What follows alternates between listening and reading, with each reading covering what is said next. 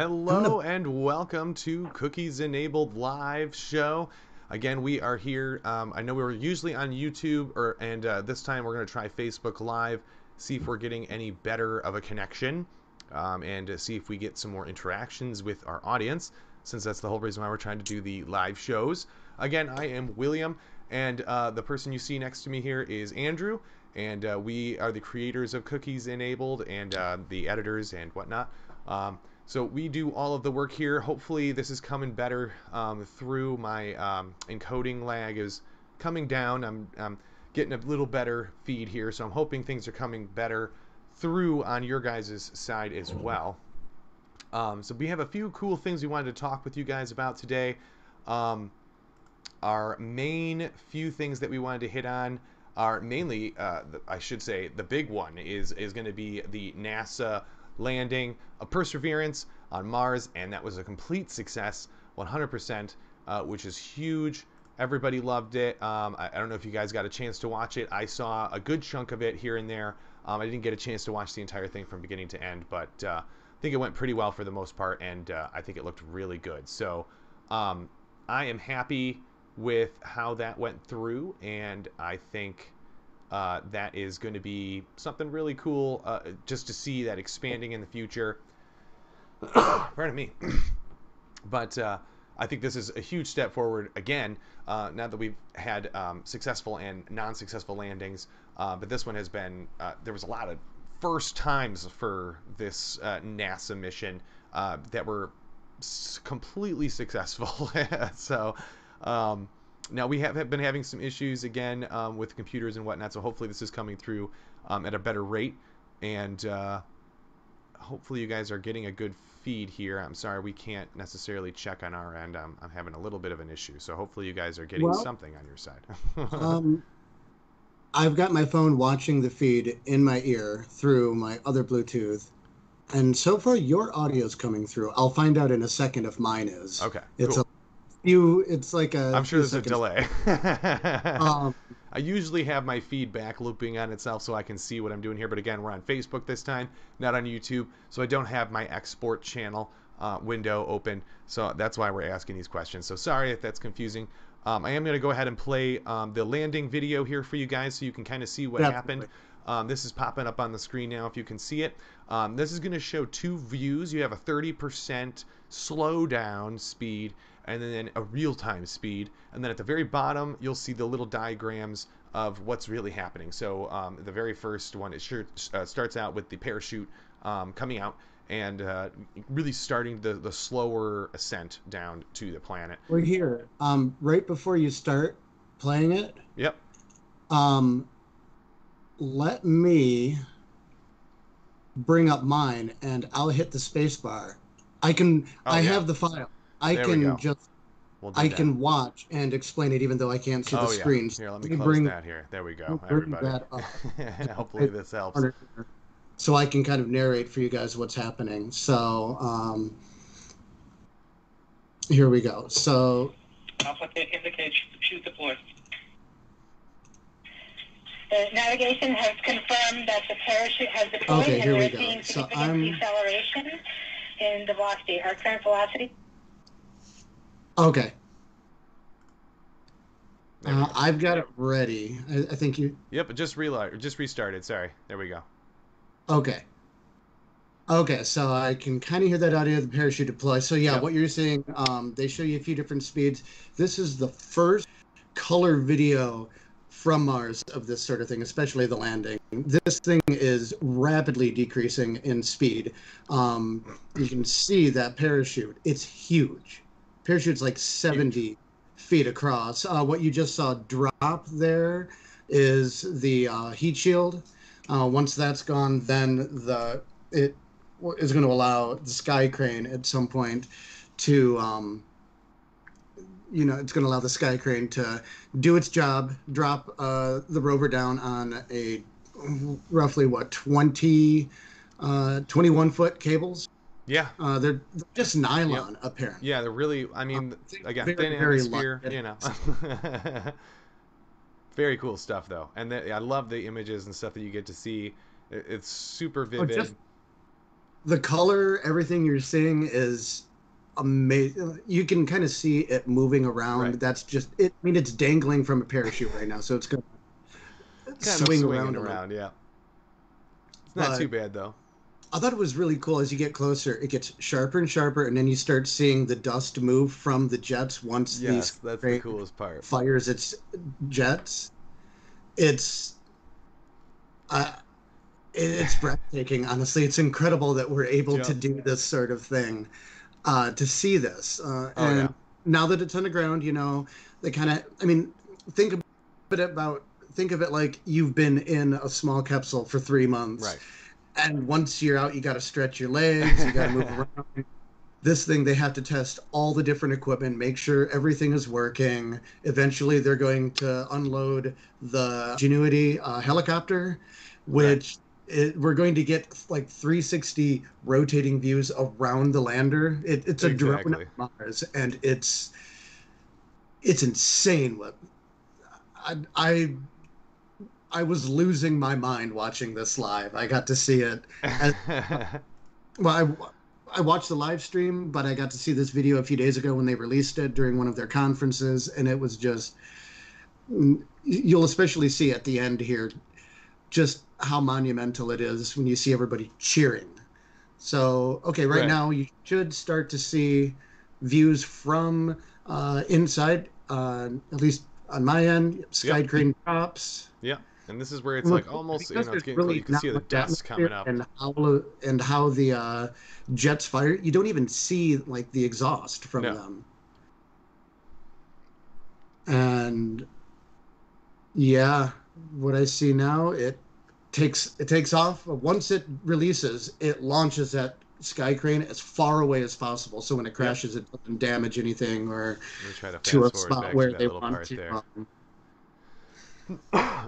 So this is the ending again, just so you guys can see. So again, yeah, because it kind of cuts out really close to the end there, so I'm kind of replaying that for everybody here. Mhm. But it's probably the coolest part. You can see it kind of flying away, and they're all cheering, and this was huge, hugely monumental. And this is pretty big deal. I mean, we've done this before. This isn't anything new. But there's so many new things that we've tried this time that were not only successful, but this thing has all these new bells and whistles that we've never really had on the planet before, like the first microphone and the first helicopter, which is supposed to be built into this little machine, which is kind of like a little mini drone they can use to fly around the planet, which is going to be really, really cool. I don't even know how you design a drone for low atmosphere kind of Well, that was flight. what they had a lot of trouble figuring out how to do. Your average drone here, the power to weight ratios Right. would not work. No, not So even they close. developed these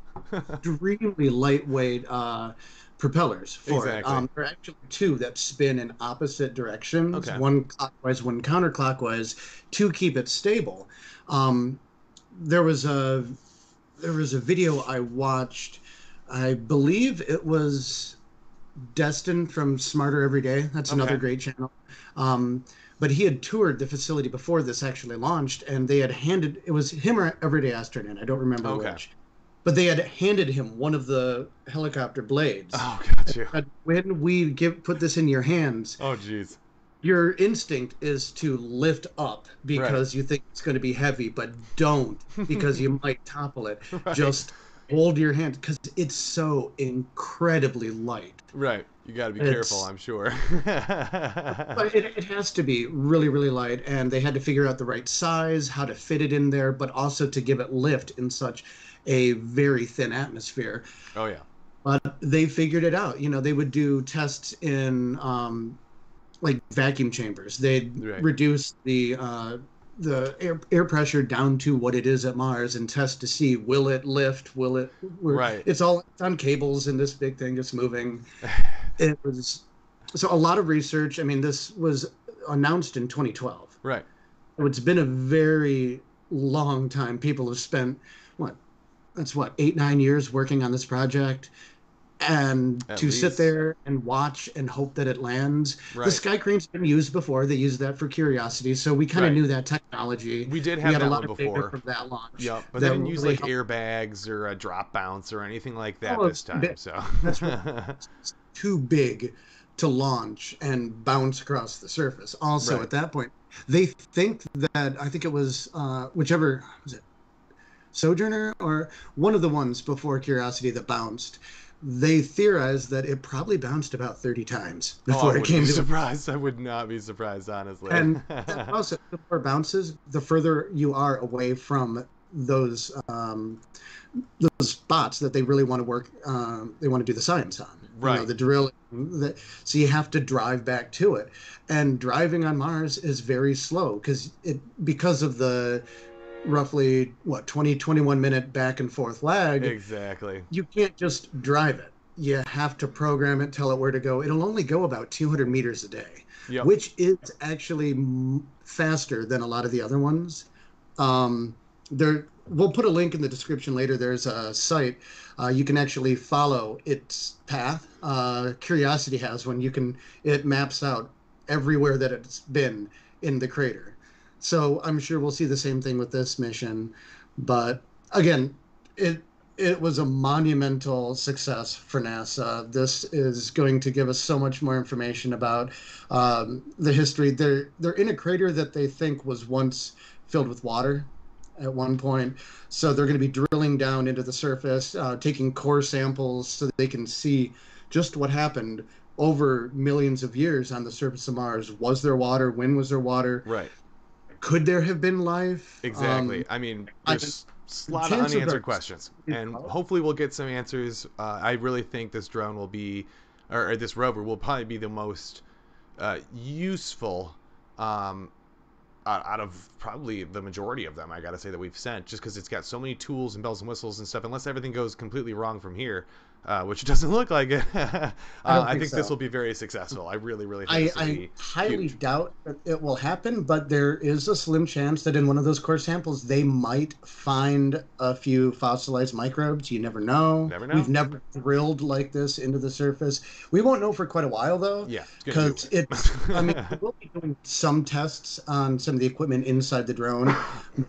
The key it's doing is taking the core samples, dropping them onto the surface for a future mission to collect and bring back to Earth. It won't be until then that we can really start doing a lot of the research and examining them and seeing just what's going on with those sedimentary layers. Exactly. So it could be 5 years, it could be 10 years. We don't know, but eventually we will get these core samples back to Earth, and that's when the cool stuff starts happening. Yep.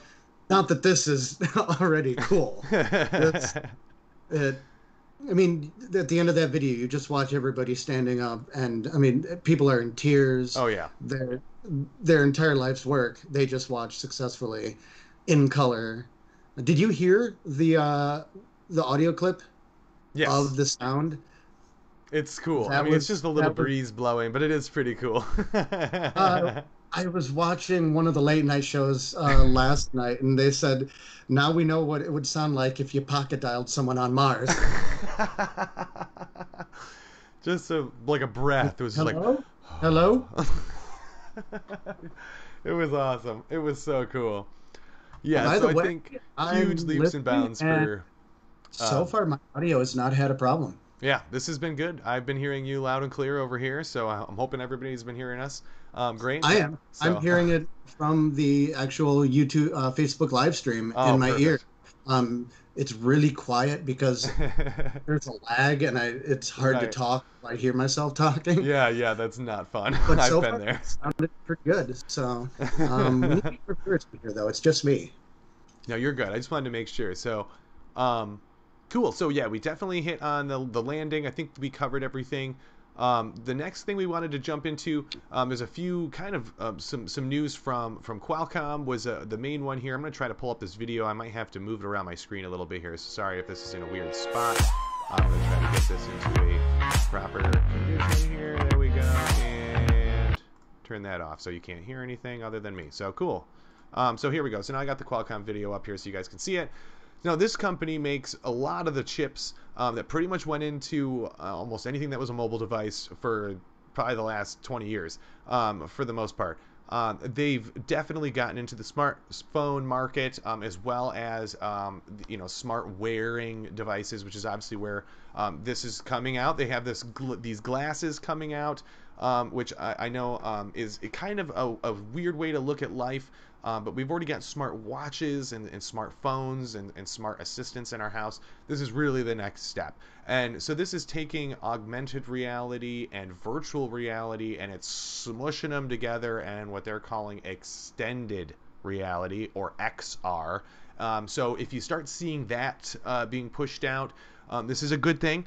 Do not run away. Don't be afraid. This is actually good technology, and it's going to be really, really useful.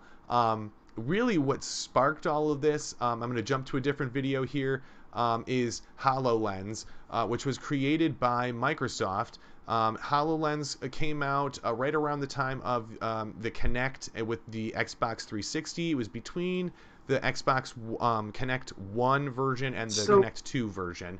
Was that HoloLens came out. before Google Glass? Technically, yes. It was officially That's released the one before everybody Google knows. Glass. Everybody knows about what a fail Google Glass was. Yes, and HoloLens was not a fail. 2 months and then disappeared. No one heard of it again. Exactly. So I wasn't sure if this Microsoft thing was older, or how did it compare? Was it? So it's the old HoloLens is big. It looks like a helmet you're putting on pretty much, and it has this giant visor screen which overlays all of the virtual graphics that you're looking at. But it could track your hand motions, which was very different than others. You can actually reach out and touch stuff, and the whole headset had its own built-in processor, so it didn't have to be attached to a computer or anything like that. Same thing with HoloLens 2. No computer is needed. You just put this on, and it does all the stuff virtually. So did they repurpose some of that technology for the Kinect then? Yes. Is that what they did? A lot of the infrared? Yep. By the way, speaking of Kinect, everybody, ever been to the wizarding world of Harry Potter? Oh, yes. Yeah. There's a thing there, and one of my friends from years ago sent me this from there, which I love. It's hard to see, but at the very tip, there's a little reflector. Yep. All it is, it's just reflects infrared. Yep. And around the theme park, they have these specific spots where you can go, and you can do wand movements and make these little animatronic things move. The way they did that, she told me, because she worked there, the little Kinect was sensor with a bunch of Kinects. Yep, they just had Kinect cameras hidden everywhere, in the sets. I'm sure. Yeah. So you would walk up, and you had to be in the right spot, but you would move, and it would recognize your wand movement. Right? Yep. And it would make whatever in there, make the animatronic broom sweep or a door open, things like that. Cool. So Kinect technology, super simple. Thank you, Microsoft. Well, so unfortunately, Kinect has been shelved, and there won't be a 3.0 coming out that I know of. That would be a huge shocker. Maybe they're working on it in some test laboratory. As far as I know, that's all just smoke and mirrors. Really, all of that Kinect technology got put into HoloLens 2.0. So they carried all of this stuff over. Now the HoloLens has virtual depth field, so it can actually scan objects in real time. And I know it shows doctors and things using this. Companies have actually been the primary buyer for HoloLens. They're putting it in warehouses. They're putting it on assembly lines. They're using it everywhere. This is extremely helpful just for communication between coworkers and with our machines that we're using on a daily basis now, as well as being able to see things. I know it shows like a theater major kind of going out there, and she's showing kind of moving sets around and stuff on the stage to kind of see what it would look like before they've even worked on anything. These are the creative ideas that we are going to be getting into, and this is going to be a whole new thing in the future. So brace yourselves, hold on to your butts if you know that line, because it's definitely coming. I'm super, super stoked. I've been waiting for this for a really long time. And this is, again, it's taking getting out of that 2D screen and getting us into our real world with our technology, where it can actually not just see and feel part of that world that we're in, but it can actually be a part of that world with us and analyze that world as we're going through it. So this is really the beginning. That's a really cool concept. The theater, especially back in my day, there were some advancements in lighting boards. They had ETC, Electronic Theater Company, something like that. I probably butchered that company name. I'm sure it's close enough. I'm sorry. But they had a lighting board. They had a series of lighting boards where you could model your stage in Oh, nice. 3D environment to see how your lights would interact. Yep. But it's on a screen. But I'm be able to thinking to myself, virtually as see a that. stage manager or a director or a lighting designer for production, Right.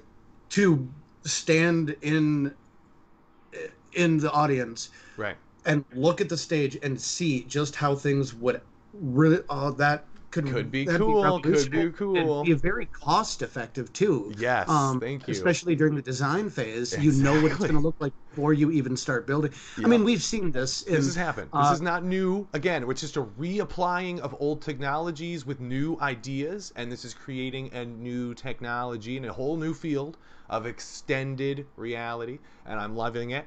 To kind of brace yourselves for new technology based on the Qualcomm processor and HoloLens 2 is actually Apple and Samsung. I know you both, or everybody knows these two companies. They're very huge. We either own one or more of their products guaranteed. And there's nothing wrong with that. They're also working on smart glasses. Obviously, Apple has been keeping theirs extremely hush-hush. So the stuff I'm about to show you guys is all theoretical. This has just been, what people have kind of taken the rumors that they've heard from Apple or through the grapevine and put these kind of ideas together and kind of just little videos to show us what it could look like. I don't think these are realistic expectations of what we should expect. But it's more of a utility, kind of like your Apple Watch, less of a immersive experience. So you have like your widgets floating around the screen, and you can kind of pick and choose your weather forecast and stuff. And I'm going to try to skip around the video here so you can see some of the different builds and things that they have probably gone through. Some of them look really sleek, super nice, like normal glasses. Other ones are kind of thick and boxy. Obviously, they've got to cram processors and memory and cameras and all kinds of bells and whistles into these devices. So they're not really going to be super thin and super sleek. But knowing Apple, they're going to have some trick up their sleeve that's going to make this fashionable in some way. They would never push a product that's going to make you look worse or function less than you already do. You know what I mean? So I think that's why they've held out. Yeah.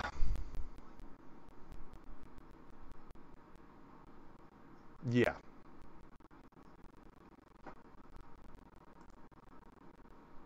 Yes. Than anything aesthetics, the same technology, which they are very good at. Everything. Yep.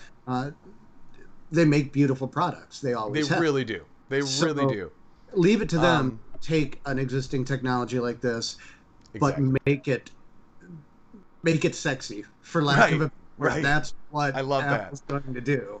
That's really what they're going to, and that's what I expect them to do. I expect it to be functional to a level and then fashionable on every level. And that's because that's pretty much how Apple works. It's going to be functional to a degree. Like you'll be able to use that phone to take pictures and make phone calls, but it's also a fashion statement all at the same time. And unlike Samsung, which is just like cram every bell and whistle into it and make it the beefiest, biggest, best thing we've ever done, which is cool, and that's what I like, but that is not a fashion statement. You'll also and that spend is the problem. a month's salary buying it too. Yes.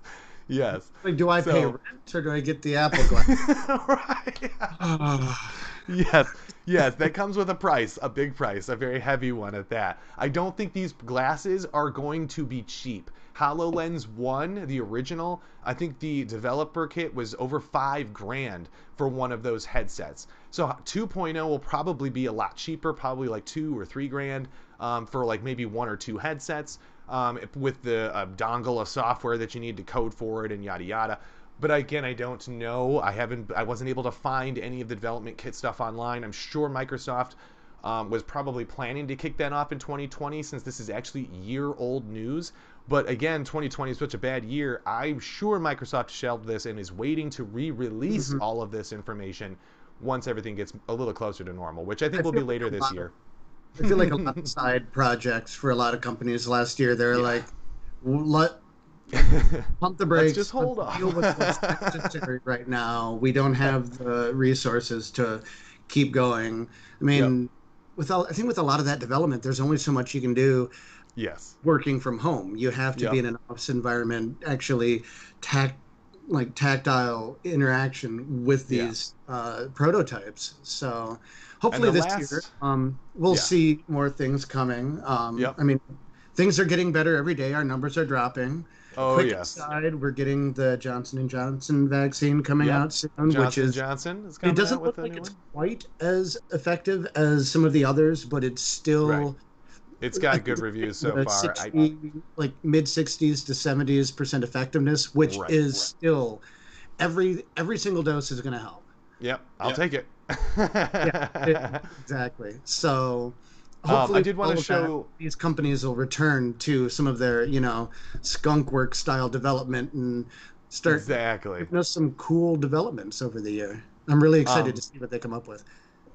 so I did want to show this one last. This is the Samsung glasses. I always forget what these are called. I think they're called Lens, which is a little interesting. Now these look boxy and they do look a little heavy, but they are actually kind of fashionable. They kind of have this weird Ray-Ban kind of look to them. I Hey, think I that's love just my the Ray-Bans. thickness of the glasses, and I think that's because they have that polarized lens to give you that augmented reality look, but you can still see through the glass completely, kind of Oh, like a you know two-way what? mirror. You know. You know what that makes me think of? Hmm. Did you watch the last few seasons of Doctor Who with Peter Capaldi I before did. uh, Yes, he he has the Sonic he glasses. switched to the Sonic Yes, it's glasses? very I mean, much like the he Sonic had it. glasses, He actually. had his own design of a sonic screwdriver, the blue one that spun and kind of was supposed to evoke the Right, TARDIS yes, yes, but it never really sort did. of aesthetic, but everybody hated Yep. that. Everybody hated that screwdriver, so they scrapped it. Like you saw it in an episode or two, it went away, and all of a sudden, sonic glasses. Yep. And this is what that reminds me of. So this one is again, I feel like it's kind of a push of HoloLens and That box. Apple. They've really kind of Oh, smushed the beautiful. utilities together, but at the same time they made it something that you're going to want to play with and go outside and show your friends and take pictures and actually use this device. You're not just going to want to go to work and put it on and then like do your normal routine or whatever. You know what I mean? So this is going to be something that's going to be more like your phone and your watch that you use already on a day-to-day basis, and not just something that I use when the sun is out or something like that. You know? Well, I'm saying, even though it's a little Right.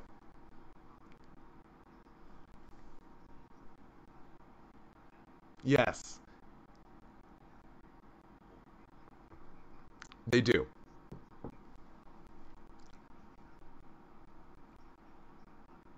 Right. Yes. Yes. Love that. Yep.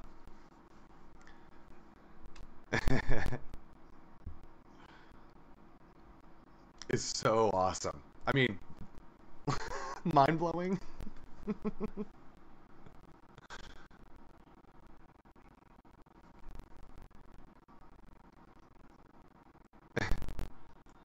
Right.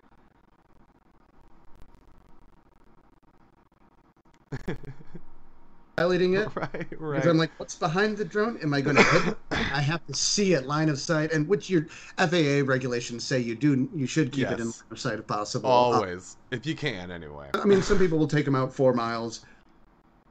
Yeah, I can't do that. Right. Right. I already know.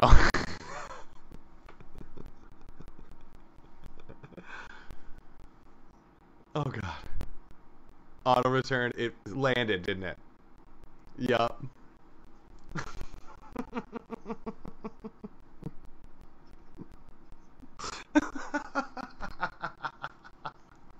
I'm sorry. I don't mean to laugh, but that is so funny. Yes. Yes. Oh my gosh, yes. That's so funny. Wow. Quick Holy question: crap. how easy is it on your end during a stream to throw a video clip into OBS? It is not that tricky. What did you need to find? Let's keep talking, but I'm going Yeah. to upload that clip to the drive Oh, okay, cool. Yep, just go ahead and throw it because on. I Let me know have when it. it's there. So we'll keep. Yep. Will's going to keep discussing So stuff, I'm guys. gonna keep you guys talking. If Yeah. I'm staring down from the camera, I'm just putting up a quick video here because this is going to be entertaining. You guys have to see this. So to jump back just for a second, back to the AR and the VR. If you guys have never had a chance, I know the equipment is very expensive. It's one reason why I honestly do not own a VR headset. I did own a PlayStation 4 for a while, and I was going to keep it so I could buy the PlayStation VR headset for it. But I guess they're coming out with a whole new version 2.0 for the PlayStation 5, and I'm very excited about that. I think it's supposed to have some kind of like 8K resolution, crazy cool graphics, stuff like that. So I'm very excited. But there are ways, check it around your local town and your local cities that are nearby. There could be VR and AR rooms where you rent to use the equipment, and you get to play a huge selection of games. I know in Kalamazoo, Michigan, there was a couple, and I did get to go to the VIP rooms a couple of times to get to use them, play the games, and it's so fun. Even when you're doing like a virtual skiing game, it doesn't, like the graphics are really old school, but man, you just, you're flying through this and you go off a jump and your legs just give out because you're just not used to that.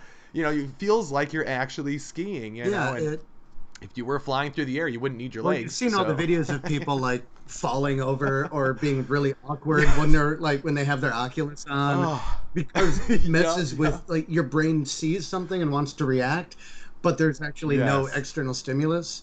I'm excited. This summer, I'm going to get to play around with my niece's Oculus.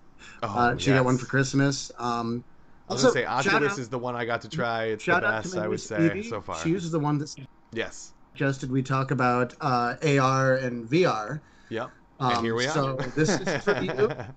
Yep. Thanks for the suggestion, Evie. It was definitely. Really fun. And there's going to be more. It's uploaded. Yeah, and we're going to do more of an actual main episode going into the history of AR and VR, where it all started, because it did not just start in the last couple of decades. We can actually go all the way back to the 70s and 80s when it comes to 3D. What was that Sega thing? Didn't they? Was it them or Nintendo that had that? Nintendo had the red box. It was like a helmet thing you put on, and it was all red dot black screen. You could play tennis. Mario Tennis was actually really fun. I did get to play that back in KB Toys. That's what it was. It was a KB Toys in my mall, which is obviously no longer around. They used to have the little demo out there. And again, we'll talk about all of those in other episodes. But that's really the beginning of virtual reality. And that was really awesome back in the day. Kind of the Tron era of technology is also a good way of putting it. Right around that same era and time where the arcade was just about just to see that slump in sales because of home consoles becoming cheap enough and easy enough for people to get. And plus that also doesn't include the Pocket Game Boy stuff that was coming out as well, which was huge. That was getting a lot of attention. Oh, yeah. Yeah, by the way, the clip, it should be like drone landing or drone sinking on the Google Drive. I see it here. Small video. Bring this up here, you guys. I can't see it in real time, but give me just a moment. Really entertaining. You're going to love this, Will. You're absolutely going to love this. Oh, I'm so excited. Let me jump into the file here and grab that. Bear with me to put this onto a loop, and let's mute this and resize. So sorry, everybody. Hopefully this is coming through here. Go ahead. Okay, cool. So I got the drone video up here. Looks like yep, there it goes. So here it is flying. It's going out. There's Lake Michigan looking beautiful as always. And that's actually a nice calm day too. That wasn't even like a choppy water. I had that thing up to 100 feet. Yep, there you go. I had that up a few hundred feet earlier. We had taken it up several times. I mean, it was a good Mavic or anything. It's probably it's like a Wish version or something. Like, I mean,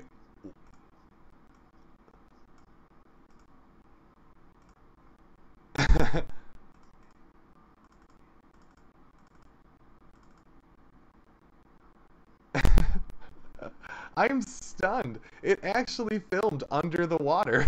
Like before it officially died, I can actually see the bottom of the sand. I paused it for everybody so they can see. This is actually the regular sand underneath Lake Michigan. Yes, you can see through the water, and since there's no salt, it doesn't burn your eyes. So that's actually nice too.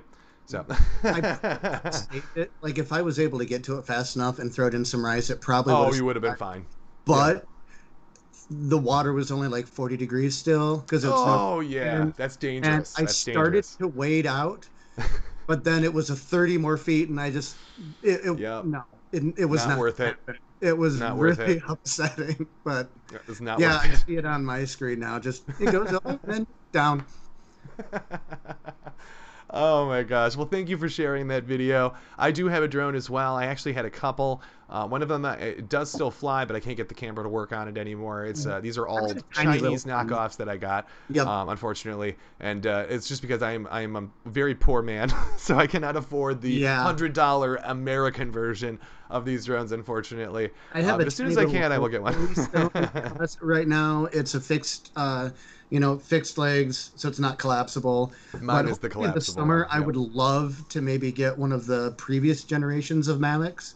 Not the newest, but, just something to play around with. They really are a lot of fun. Very difficult to fly where I'm living right now in Ann Arbor because we have a 5-mile no-fly zone around the hospital. That helps. So you have to go way outside town in order to even fly it anywhere. But that makes sense, and that's safety reasons. They have there's apps if anybody wants to get into drones. Most people who already have them probably, hopefully, already know. But there are apps out there that will show you no-fly zones or when you can fly. They'll give you weather conditions, even at altitudes, but they will come after you. Yeah, you really got to watch out. That is not something to mess with. Well, a coworker, really not. An old coworker told me a story of someone who decided he was going to launch one. Oh no! Right downtown on University of Michigan's Diag. What? And lifted off, and about 2 minutes later, a cop car showed up and like, you can't do this. They know if you launch a drone. I mean, it's giving off radio Wi-Fi signals. They'll know where it is. They'll know where you are. Most of them, if not almost all of them, have a GPS locator built in. Exactly. I mean, that's just pretty much how they work. So, don't do it. That's the lesson. Be smart with your drones. Go out into a preserve, someplace where there is no people, no houses, no one around that you haven't already told that you're going to be on camera in the whatnot, and they're okay with it. It's got to be public land too. Like you can't, like a nature preserve or there are some places more than 5 miles from the hospital that I could get to. Oh, I'm sure. But it's University of Michigan property, even though it's a nature preserve, so I can't fly it there. Not much better. Yeah. No. I mean, I've seen people fly them out there before because no one's really going to care. Right. But I'm not going to do it because it's just not a good idea. No. There's no point in risking it, and those fines are nothing to mess with, and they don't go away easily. And that just puts you on their radar. Don't do it. It's not worth it. Drones are awesomely fun. Just know what you're doing before you get into it. It is definitely not a leisure sport. I mean, it can be. If their weight is over a pound, like battery and everything and camera, if it's over a pound, you have to register it with the FAA. That is correct. My first one did. I had the serial number on the side. I mean, it's cheap. You pay like a $5 it's fee. Not much, and just it's put just the so number. They can regulate it. They don't need these flying through the skies. That's recreation. You can get licenses for commercial use. That's why, like, if you know what you're doing and you take the safety courses, you could be hired to fly a drone around a stadium during a event or something. Yep, and that's different. Then you can only sell that content to the person that bought it. Essentially, you cannot then go out and sell it or post it, or you don't have the rights to it. They do. It's just like you were paid as a cameraman for the company. You're just using a flying camera. That's the only difference. That's the only difference. They're a lot of fun, though. I really want to get more into that. Some of the video is absolutely gorgeous. Yes. So we'll play Awesome. around with some this summer. Maybe we'll do an episode on drones, or Oh we'll yeah. do a live stream where we go out and play with them or something. We've got some fun ideas coming for the summer. Oh yeah, guys. And I just want to thank everybody for tuning in. I think we had a couple of stragglers pop in and out here and there. So I want to appreciate everybody that did tune in. We're going to be reposting this onto YouTube. So don't forget to check us out there. And we should have another episode. I think our next one's our welcome episode. And that Yep, should be that's coming going to be coming out out Monday. Monday. Yeah, I was going to say just in a couple of days here, so that's exciting. And then I think we have our cookies enabled episode, so we're going to explain what cookies are, why we are enabling them on websites. That's coming up as well in a couple of weeks. And the Mandela effect episode as well is going to be coming up. So we got I some think really that's awesome ones. Oh yeah, I think everybody's going to be looking forward to that one. So I know I am, and I've been doing tons of research on it. I'm almost done filming, and I got a few other things to throw together for it, and it's done. But thanks everybody for tuning in. If you guys have any questions, comments, topics you want us to cover, please throw it down into the comments or go to our Facebook page, Instagram, Twitter, any of those. Maybe you found a video you don't understand, or you want us to cover a topic, or whatever it is. Something seems a mystery, throw it at us. We'll do some research, and we'll get back and throw it into an episode for you. We're going to be doing these live episodes every Wednesday for you guys.